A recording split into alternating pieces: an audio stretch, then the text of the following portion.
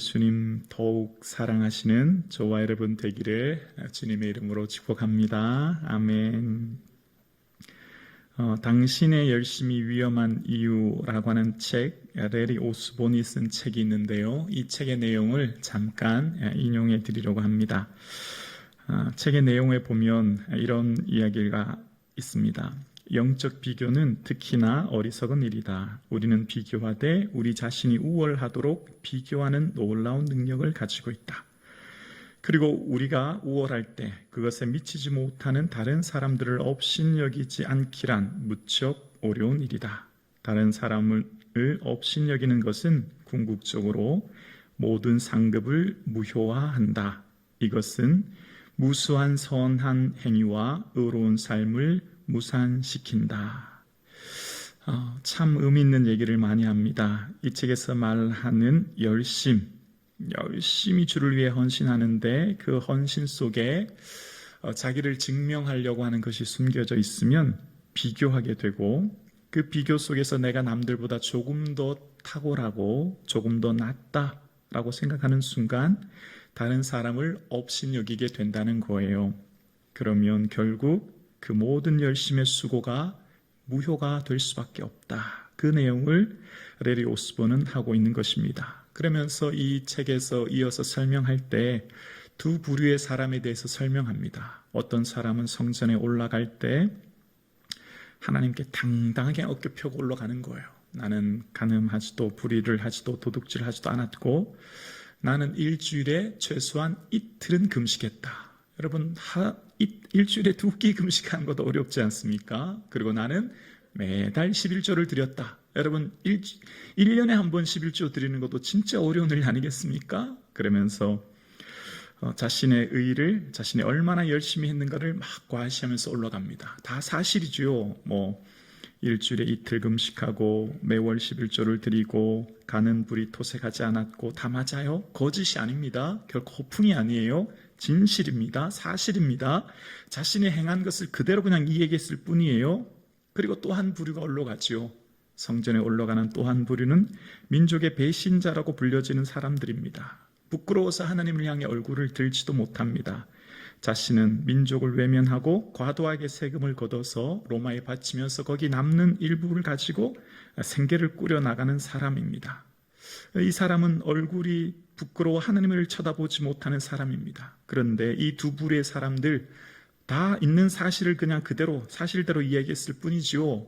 그런데 여기서 한 가지 등장하는 이야기가 있습니다. 바로 자신이 이렇게 의로운 일을 했다, 나는 이만큼 열심히 했다라고 하는 사람 말 속에 이런 말을 해요. 나는 저 세리와 같지 않았다. 나는 저 사람 같이 하지 않았다. 배척하는 거지요. 그 사람을 외면하는 거지요. 그 사람과의 차별 속에 자기를 부각하는 거지요.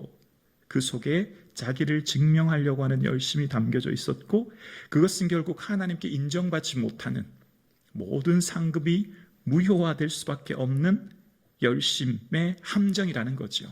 열심의 함정이요.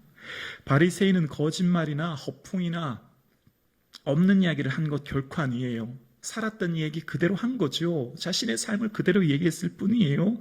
그런데 그 말 속에 나는 무엇과 같이, 저 사람과 같지 않다라고 하는 타인과의 비교로 오는 우월감, 그리고 그 우월감 속에 그 숨겨진 교만이 결국은 모든 삶을 공로를 무산시켰다라는 것입니다. 자신의 삶이 타인과의 비교 속에 오직 겸손하고 낮아져야 될 삶이 그 비교 속에 교만해진 뿌리는 무엇입니까? 그 내면의 깊은 곳에 자기 증명하려고 하는 욕심이 있기 때문입니다. 내가 이만큼 대단하다라고 하는 것이요. 그래서 그 내면에 해야 될 열심의 동기는 오직 은혜가 되어야 되지요. 왜냐하면 모든 것 다 주님이 주셨잖아요. 오늘 함께 예배드리시는 사랑하는 성도님, 우리의 모든 삶이 시작과 끝이 은혜임을 고백할 수 있는 저와 여러분 되기를 주님의 이름으로 축복합니다. 오늘 바울이 지금 그 얘기하는 거거든요. 하나님에 대한 열심에 대한 얘기를 해요. 천부장에게 끌려가 영내로 올라갈 때 층대에서 히브리 말로 자신의 과거를 이렇게 소개합니다. 22장 3절인데요. 나는 유대인으로 길리기아 다하수에서 났고 이 성에서 자라 가말리엘의 문화에서 우리 조상들의 율법의 엄한 교훈을 받았고 오늘 너희 모든 사람처럼 하나님께 대하여 열심 있는 자라. 자신의 출생, 고향이 다소였고 자신이 얼마나 많이 배웠는지 가말리엘 문화생 앞생이었다.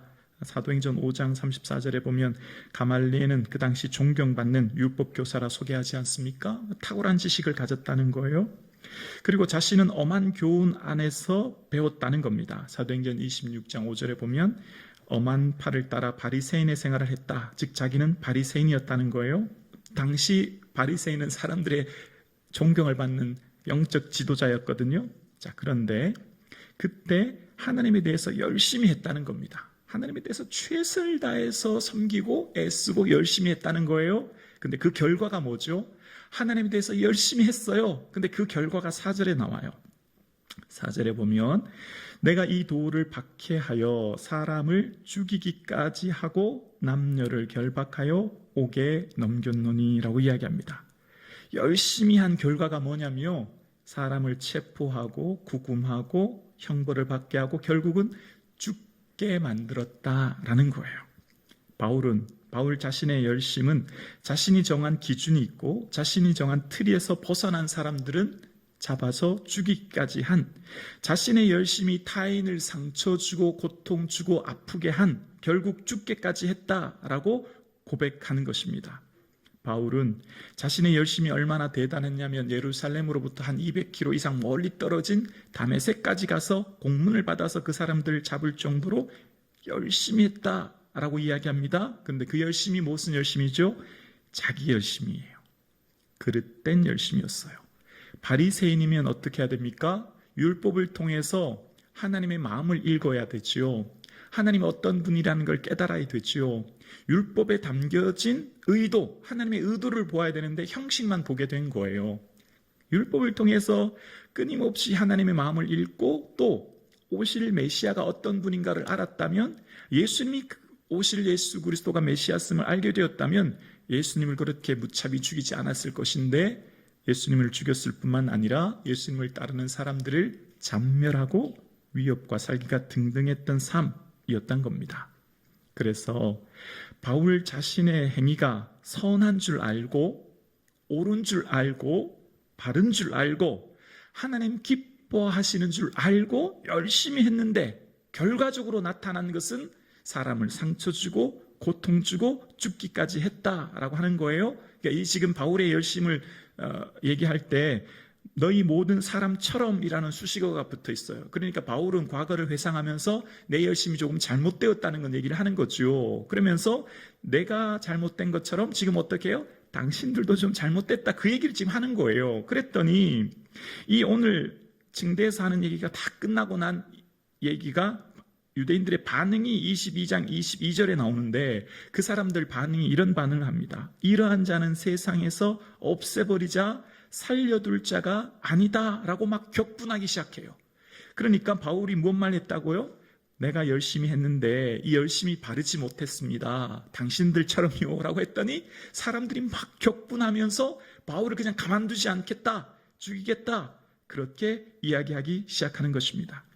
바울은 스스로의 열심이 그릇된 열심이었다라고 하는 것을 이제 고백하는 거지요. 그래서 자신이 목적이 되고 자신의 의의를 드러내고 자신을 증명하려고 하고 결국 그래서 자신의 영광을 받으려고 하는 옳지 않은 모습에 열심이 있었고, 그래서 이 바울의 이 모습을 빌립보서 3장 6절에 보면 바울은 이런 고백을 합니다. 열심으로는 교회를 박해하고 율법의 의로는 흠이 없는 자다. 바울 스스로가 나는 율법에 완전하다, 나는 흠이 없다 생각했기 때문에 내 생각과 다르고 내 기준과 다른 예수님을 따르는 사람들, 그 열심으로 교회를 박해했다, 그렇게 이제 고백하는 겁니다. 그러니까 바울이 지금 유대인들에게 고백하는 내용이 열심히 해야 됩니다. 그런데 그 열심이 자기 열심이 되면 안 되고 하나님의 열심이 되어야 됩니다. 그 하나님에 대한 열심은 하나님에 대한 바른 알므로부터 시작됩니다. 이제 그 얘기를 하는 거거든요. 그래서 로마 교회에 편지할 때 바울이 로마서 10장 2절과 3절에 보면 이런 고백을 합니다. 내가 증언하노니 그들이 하나님께 열심히 있으나 올바른 지식을 따른 것이 아니니라. 하나님의 의를 모르고 자기 의를 세우려고 힘써 하나님의 의에 복종하지 아니하였느니라. 하나님께 열심히 있지만 열심히 있는데 아주 중요한 한 가지가 뭐죠? 올바른 지식이 중요하다는 겁니다. 하나님에 대한 올바른 지식과 암. 그렇지 않으면 나 이거 하나님 기뻐하는 줄 알았는데 나 이거 하나님 영광인 줄 알았는데 라고 열심히 했지만 헛수고하는 일이 생길 수 있다는 거죠.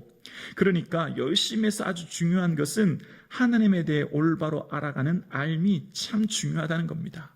그래서 이후에도 바울은요, 왜 자기가 비방자여 폭행자가 되었는지 말할 때 디모데전서 1장 13절에 보면 내가 믿지 않아 할 때 알지 못하였습니다 라고 이야기합니다. 제대로 알지 못했기 때문에 이런 일이 일어났다는 겁니다. 그러니까 열심보다 더 중요한 것은 하나님에 대한 바른 지식이 더 중요하다라는 것이죠. 열심히 예배드리고 열심히 기도드리고 열심히 봉사하고 열심히 헌신하고 섬기는 것 중요합니다. 그런데 더 중요한 게 뭐라고요? 하나님을 바르게 아는 것, 예수님이 어떤 분인지 바르게 이해하고 깨닫는 것, 그게 훨씬 더 중요하다는 거죠. 머리로만 사변적으로 추상적으로 아는 지식이 아니고요, 주님과의 인격적인 교제를 통한 깨달음과 알미 참 중요하다는 것입니다. 여러분, 오늘 일부 예배 드리시는 사랑하는 우리 성북청한 가족 여러분, 한 주간 바쁘게 사셨죠? 여러분 삶 가운데 얼마나 예수님에 대해서 알고자 애쓰십니까? 여러분 얼마나 주님이 어떤 분이신지 알기 위해 노력하십니까? 여러분 그거 아시죠? 알면 알수록 내가 그동안 얼마나 몰랐다는 걸 알게 되어요. 성경을 읽으면 읽을수록 내가 얼마나 성경에 대해서 무지했다는 걸 알게 되고, 말씀을 통해 예수님을 발견하면 발견할수록 내가 예수님을 이만큼 몰랐구나라는 것을 깨닫게 되지요. 그래서 우리의 삶 가운데 내가 주님을 가까이 가면 갈수록 내가 이만큼 주님에 대해서 무지했구나라고 하는 것을 알게 되는 것이 우리의 삶인 것을 알게 되어집니다. 여러분, 오늘 함께 예배드리시는 사랑하는 성도님, 여러분 친구를 매일 만나거나 매일 전화 통화하면 할 얘기가 참 많아요. 그렇지 않아요? 어제 점심 뭐 먹고 어떤 일이 있었고, 매일 만나거나 매일 통화하거나 혹은 며칠에 한 번씩 만나는 사람은요, 할 얘기가 너무 많아요. 그런데 명절 때 가끔 만나는 먼 친척은 할 말이 별로 없어요. 뭔 얘기를 해야 될지를 모르겠어요. 그렇지 않아요? 그분에 대해서 아는 게 별로 없기 때문이에요. 그냥 피상적으로만 알기 때문이에요. 기도도 마찬가지라 생각되어집니다. 매일 기도하고 열심히 기도하면 기도할 게 너무 많아요. 그런데 한 달에 한 번 가끔씩 기도하면 기도할 게 별로 없어요. 우리가 신앙생활 한다고 하는 것, 예수님에 대해서 안다고 하는 것, 예수님에 대해서 알아가고자 애쓰고자 노력하면요, 내가 얼마나 예수님에 대해서 잘 몰랐는지 알게 되지요. 그래서 바울은 지금 내가 열심히 했는데 그 열심 때문에 결국 사람들이 고통을 당했다, 그렇게 이야기하며 이후에 고린도후서 11장 2절에 보면 다메섹 도상에서 주를 만난 바울의 열심이 바뀐 고백을 합니다. 내가 하나님의 열심으로 너희를 위하여 열심을 내노니. 이제 열심의 주체가 바뀌었어요. 자기를 위한 자기 열심이 아니라 하나님의 열심으로 바뀐 거죠. 하나님에 대한 올바른 암과 지식이 이제 열심의 동기를 바꾼 것입니다. 자기 열심과 하나님의 열심의 기준이 뭘까요? 무엇이 자기 열심이고 무엇이 하나님의 열심일까요? 그 기준이 뭘까요? 기준은요, 자기를 증명하려고 하는 열심, 자기를 드러내 보이려고 하는 열심은 자기 열심이죠. 반면에 그 목적이 예수님을 증명하고 예수님을 드러내 보이려고 하는 열심이 바로 예수님의 열심이요, 하나님의 열심이 되는 거죠. 자기 열심은 자신을 증명하려고 하기 때문에 우월감을 갖거나 혹은 열등감을 갖게 되어집니다. 자신을 증명하는 열심 속에는 반드시 내가 낫다고 하는 생각 속에 타인을 무시하는 경향이 생기게 되지요. 그래서 자기 열심은요, 신앙생활이 바람에 나는 겨와 같습니다. 이리저리 흔들려요. 왜냐하면 사람들의 평가와 인정에 급급하거든요. 그러나 예수 그리스도가 목적이 되는 하나님의 열심은요, 반석 위에 세운 집과 같아서 비바람과 홍수에도 견뎌내는 힘을 얻게 되죠. 그래서 열심의 기초가 참 중요합니다. 무엇에 기초한 열심인가라고 하는 열심의 기초, 뿌리가 믿음이 되어야 되지요. 사랑하는 성도님, 믿음은 말씀이신 하나님과 교제하며 인격적으로 주님을 알아가는 알미 되는 거죠. 성경의 인물들에 대해서 이야기할 때 성경은 위대한 위인전을 얘기하는 게 결코 아닙니다. 오히려 악인전이라고 할 수 있어요. 성경은 어떤 인물을 얘기할 때 이 사람이 얼마나 대단한 사람인가, 이 사람처럼 본받아야 된다, 그런 거 말하는 게 아니에요. 성경은요, 실수하고 넘어지고 그럼에도 불구하고 하나님이 이끄시고 인도하시고 결국은 변화시켜 사용하시는 하나님께 집중해야 되지요. 아브라함, 이삭, 야곱, 모세, 다윗 한 사람 한 사람도 그 한 사람 한 사람의 위대한 모범을 본받자. 그 사람이 이렇게 위대한 삶을 살았으니 우리도 그 사람의 모범을 따라 살아가자. 아니요, 그거 말하는 거 아니에요. 그 결코 아니에요. 성경 속 인물의 위대함은 개인의 능력을 증진하게 되고 개인의 열정적으로 생활하게 하는 것 아니라고요. 개인의 열심을 보라가 결코 아니에요. 그래서 한 인물의 삶의 축복의 비결이 나의 열심에 있다, 결코 그렇지 않습니다. 그러면 세상의 원리와 똑같죠. 세상의 가치와 똑같죠. 개인의 능력을 증대하고 개인의 능력이 중시되는 무한 경쟁의 사회에서 개인의 능력이 있는 사람만 인정받는 사회와 성경의 가르침이 다른 것이 무엇이 있습니까? 오히려 성경의 가르치는 성경의 인물들을 통하여 하나님을 바라보게 하는 거예요. 보라, 매일 넘어지고 쓰러지고 실패하고 끝끝내 포기할 수밖에 없었던 저런 연약한 인간을 하나님은 그럼에도 불구하고 붙들고 계시고 이끌고 계시고 기다리고 계시고 인도하고 계시는 하나님의 열심을 보라. 그것이 성경이 우리에게 말씀하고 있는 거예요. 성경 속 인물들을 이끄시는 하나님은 그들을 설득시키시고 인내하시고 그들이 넘어지고 실패할 때도 버리지 아니하시고 이끌고 인내하시는 하나님의 열심을 우리에게 보게 하시는 거죠.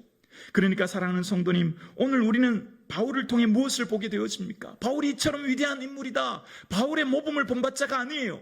바울처럼 연약하고 실패하고 실수하고 바울처럼 하나님을 잘못 알았던 인물도 하나님 버리지 아니하시고 그를 만나시고 바꾸셔서 하나님께서 이끄시는 하나님의 열심을 보자는 거죠. 그래서 사람은 100% 완벽한 모습을 가지고 태어난 사람이 아무도 없다는 거예요. 다 실수하고 넘어지고 다 죄악의 삶을 살아가는 연약한 사람이라는 거예요. 그래서 믿음의 선배들을 통하여서 우리에게 깨닫게 하는 게 있어요. 걱정하지 말라는 거예요. 실수하고 넘어지고 실패하고 때로는 이리저리 흔들려도 걱정하지 말라는 거예요. 왜요? 하나님의 열심히 나를 붙들고 계시고 하나님의 열심히 나를 이끌고 인도하시고 함께하고 계심을 바라볼 수 있는 저와 여러분 되기를 주의 이름으로 축원합니다. 그렇습니다. 우리는 나의 열심에 기초하지 않아요. 그러면 우리는 넘어질 때 다시 일어날 힘이 없지요. 그러면 우리는 나의 열심으로 성공하면 내 교만받게 되지 않잖아요. 그러나 우리의 기초는요, 하나님의 열심이에요. 그래서 좀 넘어져도 괜찮아요. 좀 실수해도 괜찮고요. 세상에 이리저리 흔들려도 좀 괜찮아요. 하나님이 그럼에도 불구하고 나를 붙들고 계시거든요. 그 하나님의 열심을 바라볼 수 있기를 주의 이름으로 축원합니다. 우리가 신앙생활 할 때요, 이렇게 다른 성도님들 바라보잖아요. 그러면 뭔가 특별하게 복받은 성도님들이 보이잖아요. 그러면 다른 특별하게 복받은 사람들, 성도님들을 바라보실 때 저분은 뭐가 특별한 조건이 있어서 저런 복을 받으셨을까?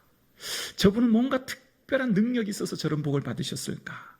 자, 저분은 어떻게 저런 특별한 조건을 가지고 저런 복을 받으셨을까라고 하는 그 사람이 복을 받았다고 할 때 그 사람의 조건, 능력, 수고를 보면 안 돼요. 그러면 그 한 개인에 주목하게 돼요. 그러면 그 한 개인의 능력에만 집중하게 되어요. 행위에 집중하게 되지요. 그렇지 않아요. 오늘 우리가 함께 신앙생활하는 성도님들 중에 특별한 복을 받은 분이 보이십니까? 그러면 그분의 조건을 보시는 게 아니라 그분을 통해 일하시는 하나님의 은혜를 볼 수 있기를 주님의 이름으로 축원합니다. 하나님의 주권적인 은혜가 임한 거예요. 그래서 어떤 사람이 복을 받았다라고 하는 것은 그 사람이 뭔가 특별한 조건과 능력이 있어서 받았다. 우리도 저분을 본받아야 된다. 그거 보면 안 돼요. 저분을 통해 주권적으로 일하시는 하나님께서 은혜 주셔서 복 받으셨구나 라고 하는 것을 보셔야 되지요. 여러분, 어떤 사람도 다 사업을 시작할 때요, 다 크게 성공해서 번창하고 싶고, 누가 실패하고자 계획한 사람 누가 있습니까? 학생들이 공부할 때 다 좋은 인류대가 가고 싶지 않습니까? 다 건강한 사람 꿈꾸지 않습니까? 다 신혼부부가 처음에 결혼하는 행복한 가정 꿈꾸지, 처음부터 이혼하려고 하는 사람 누가 있겠습니까? 다 믿음이 좋은 사람이 되고 싶어요. 저도 믿음 좋은 목사가 되고 싶어요. 그런데 어떤 사람이 복을 받았고 어떤 사람이 능력이 있으면요, 그 사람 개인에게 집중하면 안 돼요. 그러면 능력 위주의 사회가 되죠. 사회와 동일한 가치를 가지고 살게 되었지요. 성경은 그걸 우리에게 말씀하는 게 아닙니다. 성경에 앞서간 믿음의 선배들을 통해 행위와 노력에 집중하면 안 돼요. 하나님의 은혜를 볼 수 있기를 주의 이름으로 축원합니다. 하나님이 붙들고 계시는 하나님의 열심을 볼 수 있기를 주님의 이름으로 축원합니다. 개인의 열심을 주목하시면 안 돼요.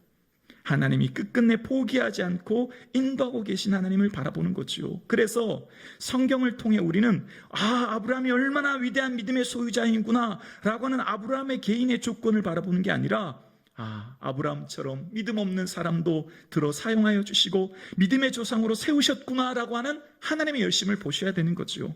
앞서간 믿음의 선배 다윗을 통해 다윗은 하나님 마음에 합한 사람이었다, 정말 대단하구나 라고 하는 것을 개인의 조건을 보는 게 아니라 다윗처럼 실수하고 넘어져도 범죄한 다윗을 사용하여 들어 쓰시는 하나님 마음에 합하도록 세우시는 하나님의 열심을 보게 되는 거예요.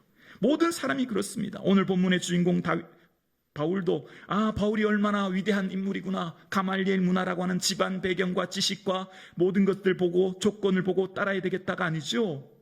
바울처럼 하나님에 대해서 오해하고 자기 열심이 그릇된 열심으로 인하여 하나님의 아들을 죽기까지 한 그를 하나님이 얼마나 포기하지 않고 놓치지 않고 끝끝내 회심시키시고 사용하시는 하나님의 열심을 우리는 봐야 되는 거죠.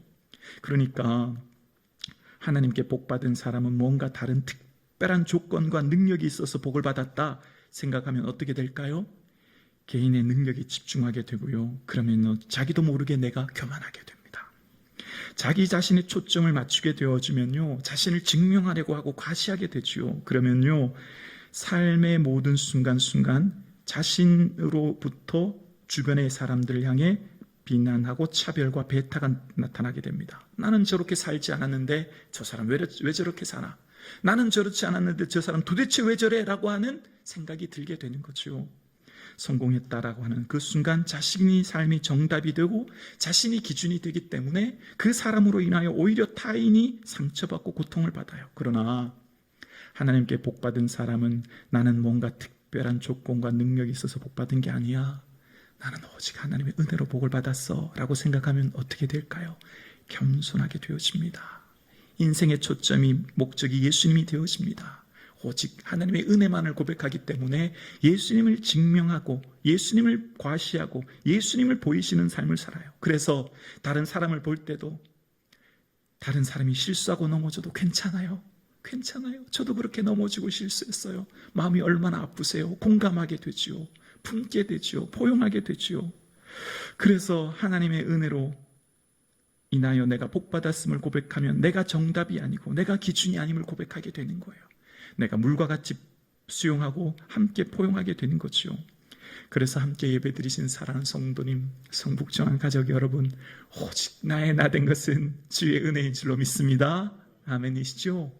오직 주의 은혜입니다. 그래서 우리의 열심의 함정을 주의하셔야 됩니다. 열심히 할 때 주의해야 될 것이 있습니다. 내가 왜 열심히 하는지 자신의 이유와 동기를 늘 잘 살펴보셔야 합니다. 오늘 본문 22장 3절에 하나님께 대해서 열심히 있다라고 하는 이 열심이라는 헬라어 단어는요, 젤로테스라는 뜻이에요. 근데 이 단어는요, 여기가 이 젤로라고 하는 단어에서 출처가 되었거든요. 어원은 젤로라는 단어예요. 이 단어가 무슨 뜻인지 아세요? 시기라는 단어예요. 시기. 열심이란 단어의 뿌리가 어디서 나왔냐면요, 시기라는 단어에서 나왔다고요. 여러분, 고린도전서 13장 4절, 사랑은 시기하지 아니하며, 기억나시죠? 그 시기가 바로 이 열심과 같은 어원의 단어예요.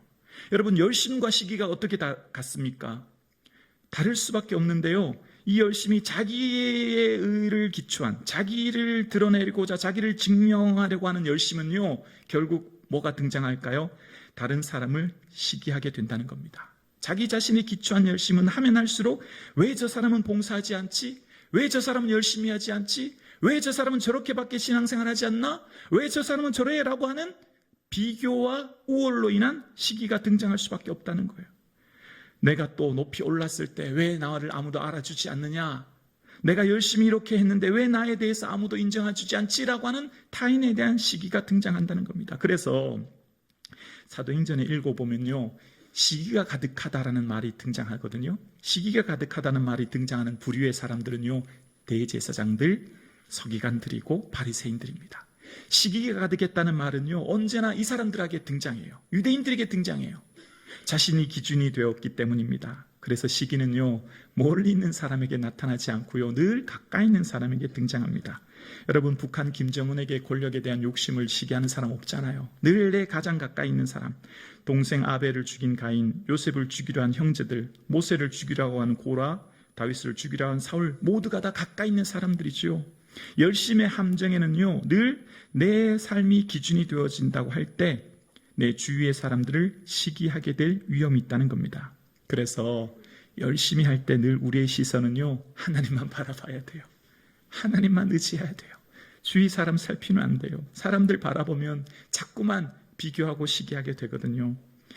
오늘 함께 예배드리시는 사랑하는 성도님, 우리의 모든 열심의 기초가 믿음이 될 수 있기를 주의 이름으로 축원합니다.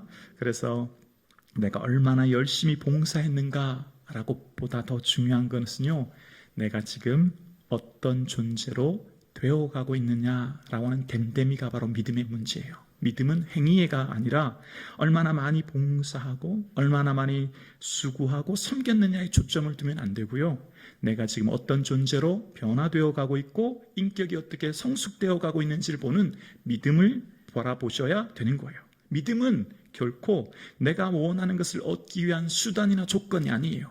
믿음만 있으면 내가 야망을 성취하고 뭔가를 쟁취하고 얻는 조건과 수단이 믿음이 아니라는 거예요.